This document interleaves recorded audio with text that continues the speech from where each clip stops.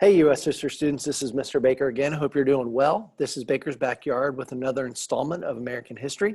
And what we're going to do today, we're going to focus our attention quite a bit on one of the more important concepts that precedes the Civil War, which is what we call manifest destiny. My question to all of you is, what do you maybe already know or think about when we think of the term manifest destiny? And for a lot of students, this involves things like westward expansion, the idea of moving, gaining territory, gaining lands, fighting wars to do it, other things. And guys, the one thing that we need to keep in mind is that manifest destiny is not a new concept to us, okay? We didn't really use the term the way that we think of it later on, but the idea of expanding westward, you see this kind of getting a pretty big amount of emphasis with the 1803 Louisiana Purchase, Florida territory expansion, amongst other things. But guys, in the 1840s, this is when this concept really starts to take shape quite a bit. And so the one thing we want to ask ourselves is, what is a really good working definition of the term manifest destiny? Well, the basic nuts and bolts of it is the idea that the United States has almost like a God-given right or privilege, if you will, some people would say, to actually move westward. In other words, from sea to shining sea. So the goal is, guys, with manifest destiny, to basically control the biggest area that we don't control in this part of the Western Hemisphere, which is basically the Great Plains and also the Mexican territory that we associate with the American Southwest, as well as the Pacific Northwest, right? So areas like eventually Oregon, places like that. And so for a lot of us, it's like, where do we get this term from? Well, this was not a president that made this expression. It was actually somebody who was kind of like a journalist. And his name, as you can see here, guys, is John L. O'Sullivan. Okay. So John L. O'Sullivan, and as you can see here, guys, in the mid 1840s, basically is writing about why the United States should be able to access all this land and territory. And what does he do? He basically steps in and he justifies American expansion westward. And he coins this term. He's writing an article, as you can see in the New York Morning News, and he's basically talking about what we call the eventual acquisition of Oregon, which we'll come back to. All right. So look at what he says here, guys, and try to maybe, you can even pause the screen if you need to, and ask yourself the question, what is he really getting at with this saying? Well, look at what he says. He says, and that claim is by the right of our manifest destiny. So that's the key term there, guys, to overspread and to possess the whole of the what? Continent. Okay. So we're basically talking about this area of North America, which Providence has given us for the development of the great experiment of liberty and federated self-government entrusted to us, end quote. Now, notice that one key word there is capitalized, and that is the word providence. Okay, so I don't know if any of you have actually heard of the word providence before, but the idea of providence a lot of times has a religious connotation to it. What I think of that comes to mind, guys, with Providence is the capital city of Rhode Island, when you actually have the idea of a gentleman later on by the name of Roger Williams, who was actually a Baptist preacher, if you didn't know that, and he's very heavily influenced by religion. And the result of that is he says, well, we're going to create this colony that has religious toleration. And what's the big end result of that? It's pretty much the idea that religion is a driving force behind the colony. Okay. Now, with that being said, you could make a strong argument here that this idea of expansion is kind of like a God-given right, responsibility, privilege, whatever word you use for it.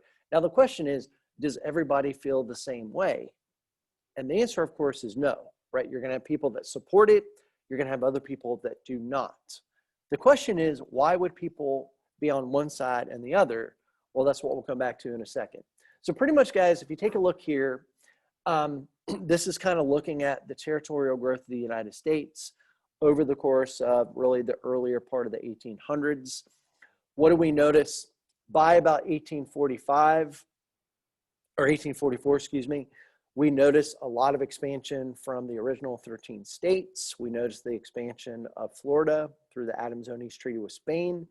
We notice all this territory that's in the old, Northwest, or today we would call it the Midwest states, that eventually will be organized into eventual territories to states, excuse me. And then what do we notice about these areas? Louisiana Territory, a lot of land, as this big push by, of course, the Jefferson administration from earlier to actually go out and gain control over. Now, the story behind Texas, the Mexican cession, and also the Oregon country are a bit different. Okay, if you didn't know the story here, guys, Texas, and between about 1822-ish and about 1836, is actually going to fight a war against Mexico. Okay, so Mexico had become independent from Spain. They had this big war that we call the Texas War of Independence, or Texas Revolution, some people would call it. And what happens is that a lot of Americans had moved into Texas. They brought with them slaves. The Mexican government at first was somewhat tolerant of that. And then they start to develop policies that were more anti-slavery. The Americans do not want to adjust in some ways to this change. So what happens? Well, the result is you have eventually a revolution that's led by people like Sam Houston. Okay, the famous Battle of the Alamo is going to take place during that famous war. And what happens is that Texas eventually gains its independence from Mexico. They fight a lot of battles, San Jacinto, excuse me. Okay, San Jacinto. And what happens is eventually Texas is kind of like its own country for about 9 years. All right, Sam Houston became the first president. Houston, of course, is named after him. And what happens? Eventually, you've got pressure for them to become an American state. Now, part of that pressure is actually from Texas itself. A lot of us are like, well, man, wouldn't it be cool to actually have our own country and kind of govern it ourselves? Well, the problem is, guys, for Texas, even though it's a humongous territory, as we know, and eventually state or country, what's the one thing, guys, we notice is that you notice with Texas, the question pops up, can Texas adequately govern, but also protect itself? Okay. And so when people start to kind of question that, are they in a position to do that? Can they do that without a lot of problems? What's the one thing that we notice? People start to advocate for change. Okay. And so eventually around 1840-ish or so, give or take, there's this big movement to actually annex Texas as an eventual state. If you're kind of wondering what does the annex mean, it's kind of a fancy way of saying to make Texas an official part of the United States. That is a big issue as we approach the election of 1844. All right. So in 1844, we have a president who will be elected anyway, and his name is James K. Polk. Okay. Polk is a very, very close advocate of Andrew Jackson. All right. So he was a Jacksonian Democrat. He kind of a side story. He was born in Charlotte area, Mecklenburg County. I think he went to UNC Chapel Hill, if I'm not mistaken. So he had an education. Eventually, he moves to Tennessee, okay, which becomes kind of like the home state of Jackson. And he and Jackson become pretty close, okay? I once heard one person put it like this, that he was lineal heir to the Jacksonian legacy. So that's a fancy way of saying that he's going to be in a position where he really is going to be very close to Jackson as far as ideas and also as far as other things as well. And so what happens? 1844 rolls around. Polk eventually became what we call a candidate that is a dark horse. Do any of you know what that means? All right. The idea of a dark horse is pretty much he was not expected to win. Okay. And so he ran, gets the nomination, makes it very clear to people, we are only going to be in office for one term. So he made it clear, and he made an agenda that looks like this. All right, you'll notice that this election of 1844 is very expansionist in principle. What do I mean when I say expansionist? Moving to conquer territory, or at least to control territory that's further west. Okay, so eventually, what do we notice about this? We notice that Polk is going to make it clear we're going to annex Texas. Okay, we're going to actually gain control of the Oregon Territory, which is a part of that. Okay, we're going to purchase California. At least that's the idea. Believe it or not, that we actually fought a war to gain California. We'll look at that here in a second. And then also, guys, the idea of things like, reducing the tariff, that was a big issue, as we've talked about before. And what happens? Polk wins. I would not say he won by a landslide, but he kept his word.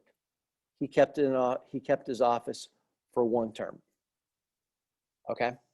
And so what happens is eventually, guys, I'll go back to my previous slide with the map, excuse me, and we'll move on. We have a big decision to make.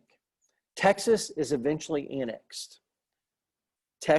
Mexico is not happy about this. Why? Because they lost Texas. They think that they still have some rights to it. This annexation, by the way, is going to create a big stir between the United States and also Mexico, to the point where we fought a war against Mexico. Now, part of it was over the land, and part of it was over disagreements over Texas. Okay. So anyway, just keep that in mind. Okay. And so we eventually start a war with Mexico, around 1846. Now, there's different ways to refer to this war. Some people call it the Mexican War. Some people call it the Mexican-American War. Okay. At the end of the day, it's basically the same thing. Okay. And so we fight this war, as you can see. You don't need to really worry about memorizing battles there, but you'll notice Mexico was a good bit larger. And what's the problem with Texas? Well, you have disputed territory that you actually see that is not agreed upon with who controls it. Okay. And so what does disputed mean? It means that you're going to have different sides that claim it. The Texans are going to claim it. The Mexican government is going to claim it. And then eventually there's going to be a settlement through the war that is important. Okay. And so eventually, guys, as a lot of you guys might know, they're eventually going to sign a treaty at the end of this war that's called the Treaty of Guadalupe Hidalgo. We'll come back to that next time for a few minutes. And guys, part of what that treaty did is the United States actually said, all right, we fought this war against you, the land we want, but we're going to give you money for it.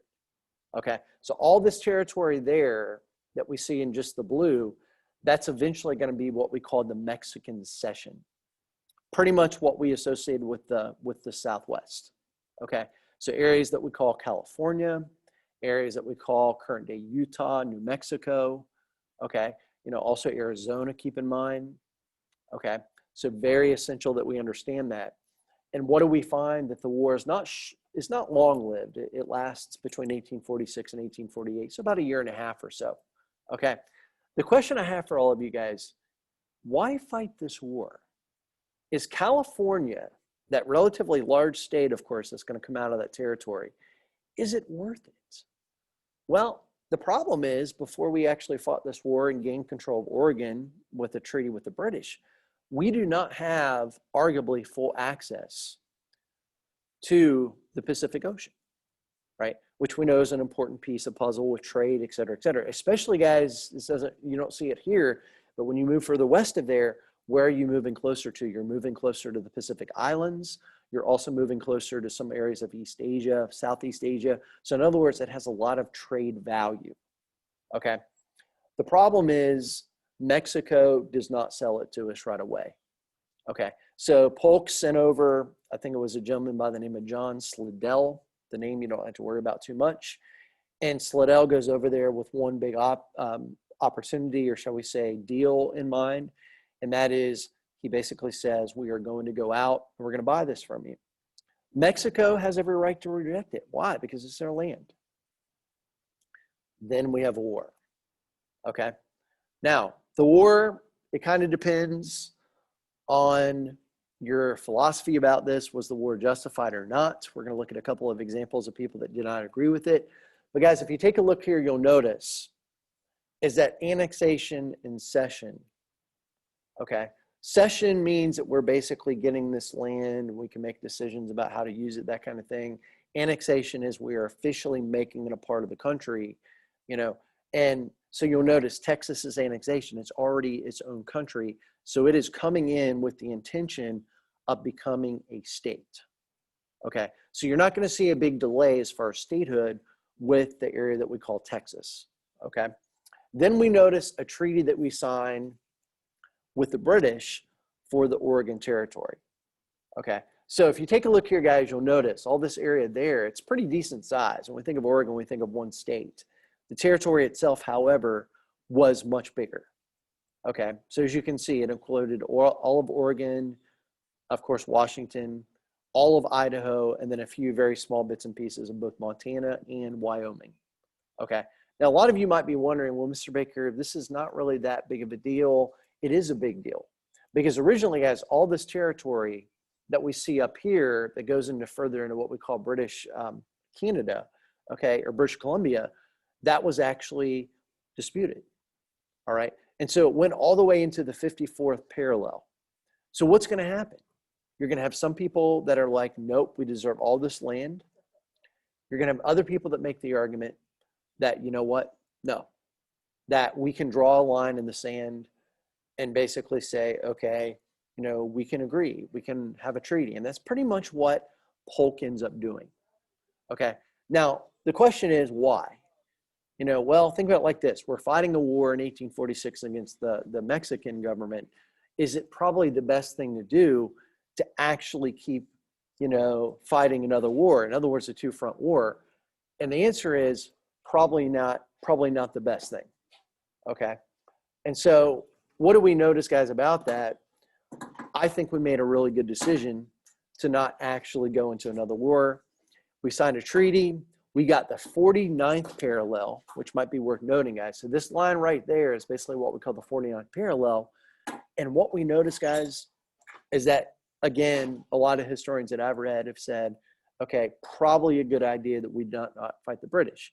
Now, is America by 1845 a more developed country? I would say that we're in the process of certainly doing that, but I would not say we're at the point where we're probably going to be able to successfully defeat the British, especially at the same time that we're fighting a war against Mexico. Okay, so probably a good idea that we did not go to war with them about that, and therefore that treaty agreement is pretty big. Okay, now a lot of you are like, well, Mr. Baker, what about this Mexican cession? Okay, this is a land grant based upon this war that we've just fought. Okay, so all this land that we see pretty much in the blue, okay, is going to be what America purchases for, I think it was like $25 million or whatever. Okay, and my question, guys, to all of you is a war worth fighting for that territory? Okay, because in my mind, war is costly. I mean, guys, you're going to see some of the most famous generals of all American history that actually fought in the Mexican-American War. You know, Grant fought there, Robert E. Lee fought there, amongst others. Okay, and so therefore, we notice that a lot of these people that get a lot of attention later on are going to be pretty important as we move forward. Okay, now a lot of you are probably thinking, Mr. Baker, this Gadsden Purchase. Let's go back to our previous map. Why would we want this land? It's small. It looks almost like a dagger, right? So kind of a weird shape there. But I want you to think back to what we talked about just a couple of weeks ago with the idea of internal improvements. One internal improvement is becoming ever more important as we expand west. And you're right, it's going to be the railroad. Okay, there's a problem though. All right, and the problem is, you might be thinking, Mr. Baker, you know, 1853 is moving more toward the Civil War, which is true. Okay, but the one thing, guys, that we notice is that the ultimate goal here is to connect both coasts via the railroad. Okay, we call that the transcontinental, which is going to connect the east to the west or the Atlantic to the Pacific Ocean, basically.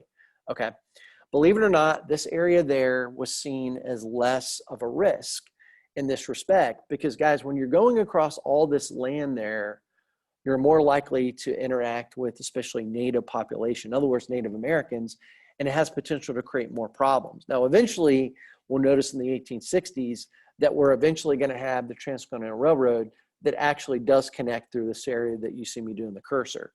Okay, but it's something to definitely keep in mind because it's a big, big deal. The argument is, guys, think about it like this. Even though that is the Southwest, okay, there are a lot of Southerners that live in this part of the country that still have a desire to be able to export their cotton abroad more, right? So they're already trading it abroad in places like Europe, et cetera. But the argument is that if we can actually transport it across the entire country and We can basically send it to Asia. We can send it to the Pacific, other areas like that. What's the one thing we're going to be able to do? You're right. We're going to be able to make more money.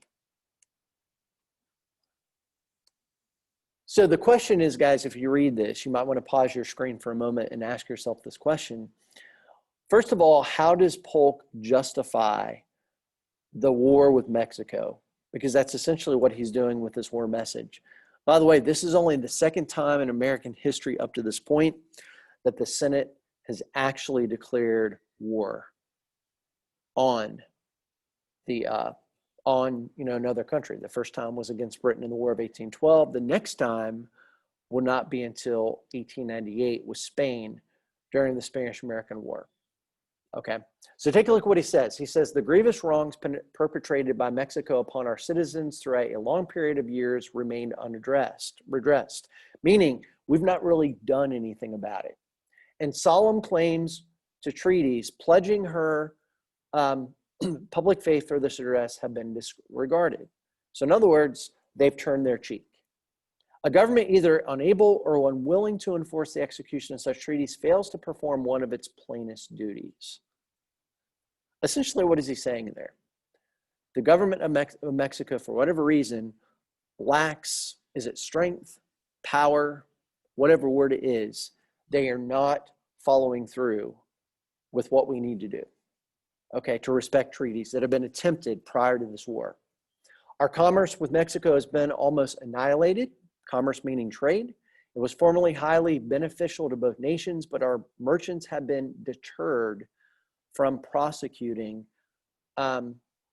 it by the system of outrage and extortion which the Mexican authorities have pursued against them, while their appeals through their own government for enmity have been made in vain. So again, they're not following through, guys, with what they need to do to keep the peace between them and the United States. Our forbearance has gone to such an extreme as to be mistaken in his character. Had we acted with vigor in repelling the insults and redressing the injuries inflicted by Mexico at the commencement, we should doubtless have escaped all the difficulties in which we are now involved. Now, there's different interpretation there. Is he kind of pointing the finger at previous presidents, that have not actually taken the kind of action that they need to? Okay, I don't know. He doesn't mention them by name, but is he referring to their administrations, even though he's general? Something to keep in the back of your minds. Instead of this, however, we have been exerting our best efforts to propitiate her goodwill upon the pretext that Texas, a nation and as independent of herself, so again, it was a previously independent nation, the thought proper to unite its destinies with her own, she has affected to believe that we have severed her rightful territory, and in official proclamations and manifestos has repeatedly threatened to make war upon us for the purpose of reconquering Texas. So in other words, they're not happy about the fact that they lost Texas. And you know what? They're creating warlike conditions with the United States because we now control Texas. All right. So again, we have an ambition to make them, a state, and Mexico doesn't want that. Okay, and then the last couple of things. The couple of forbearance, again, guys, very interesting dialogue or language here. We have tried, has been exhausted, even before the recent information from the frontier of the Rio Grande del Norte, which, guys, if you go back to your map here, is this part of the river. Okay, so again, an area that's been disputed with the territory and the boundaries.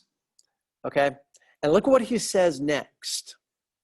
Okay, has invaded our territory and shed American blood. Okay, upon the American soil, and you can read the rest if you want to pause it.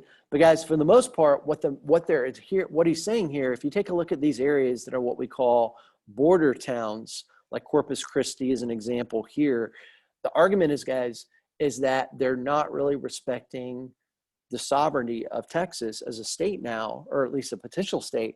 And as a result, Americans are dying. Okay, so ask yourself the question, if you're James K. Polk, guys, do you have a responsibility to actually move forward with protecting American interests? Now, that's not an easy question, knowing that the potential for life lost is also there, given the fact that we're going to be in a war, right? Now, the question is, does Congress agree with him? And the answer is yes. But we do have some anti-war perspectives, okay? So I want you to ask yourself the question, guys, what side of the aisle would you have maybe been on with the situation? Would you have been more pro-war, or would you have been more anti-war? Now, I get it. You know, there's always going to be a potential diplomatic solution, at least you could argue. Ergo, war should always be, if not an alternative, certainly a last option, okay? But look what this guy says. Abraham Lincoln, everybody's heard of. And, you know, he's not president yet, but of course we know he will be down the line. But look at what he says. He says, allow the president to invade a neighboring nation whenever he shall deem it necessary to repel an invasion, and you allow him to do so whenever he may choose to say he deems it necessary for such purpose, and you allow him to make war at pleasure. Okay? So, definitely questioning whether we should do this war or not. Witness the present war, the work of comparatively a few individuals using the standing government as their tool. For in the outset, the people would have not consented to this measure. Now, that's Henry David Thoreau, the famous transcendentalist, very anti-war. Now, you know, if you go back, guys, to a few weeks ago, what's the one thing that we noticed about Henry David Thoreau is that he was very big on the idea of civil disobedience. That's the name of this work. Refusing to pay his taxes, refusing, hey, this war is a bad idea. I should not be forced into it. And we're going to end there. So this will be a really good point to pick up with next time. Okay. So therefore, we'll be doing a few more things that we didn't get to, but that's okay. Okay. So guys, as we look at Manifest Destiny next time, I want you to ask yourself the question, how do we define it? What factors play into the fact that America needed to expand? What would have been your personal position on the issue of Manifest Destiny? And more importantly, with all the territories that we briefly referenced, what would have been your position, especially on the one that involved war against Mexico? Okay. We'll pick that up next time as we start to look, guys, at the later 1840s and the early 1850s. As always, feel free to send me an email at bakerd@franklincomedy.org. Check Canvas to make sure that you're actually accessing the work you need. Stay safe. And as always, I'll look forward to seeing you all next time. Have a good one. Bye-bye.